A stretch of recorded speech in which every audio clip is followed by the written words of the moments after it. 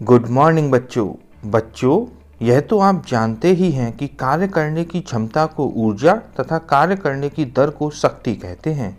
ऊर्जा अथवा शक्ति का हमारे जीवन में बहुत महत्व है।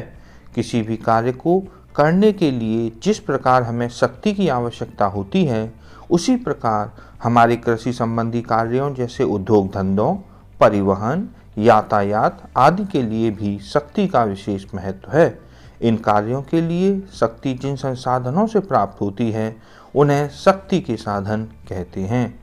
यह शक्ति के साधन दो तरह के होते हैं, परंपरागत ऊर्जा और गैर परंपरागत ऊर्जा। परंपरागत ऊर्जा के अंतर्गत कोयला, पेट्रोलियम, प्राकृतिक गैस आते हैं, जबकि गैर परंपरागत ऊर्जा के अंतर्गत परमाणु, जल विद्युत, पवन, सौर, भूतापीय, ज्वरीय, बायोगैस आदि आते हैं। परंपरागत ऊर्जा के स्रोत वह स्रोत हैं जिनका प्रयोग हम प्राचीन समय से करते आ रहे हैं, जैसे कोयला एक खनिज पदार्थ है जिसे खानों से प्राप्त कर रेल इंजन निर्माण, लौह इस्पात कारखानों आदि में ऊर्जा के रूप में उपयोग किया जाता है।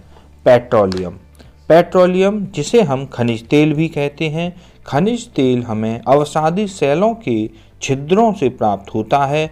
जहां यह प्राप्त होता है उन्हें हम खान कहते हैं, और जो खानों से हमें तेल प्राप्त होता है उसे कच्चा तेल कहते हैं। और इसी कच्चे तेल में प्राकृतिक गैस भी साथ में पाई जाती है। बच्चों, यह तो आप जानते ही हैं कि शक्ति के साधन सीमित मात्रा में ही उपलब्ध हैं।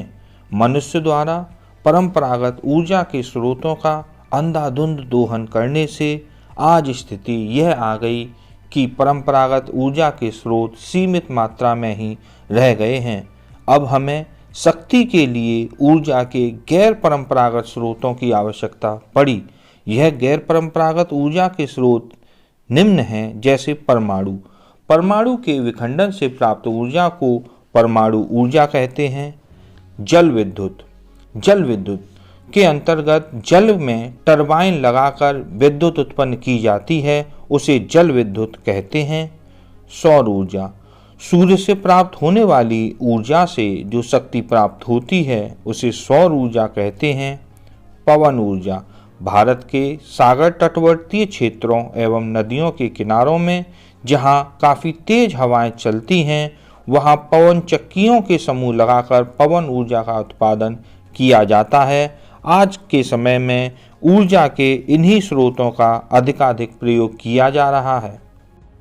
ज्वारीय शक्ति या ज्वारीय ऊर्जा जल विद्युत का ही एक रूप है।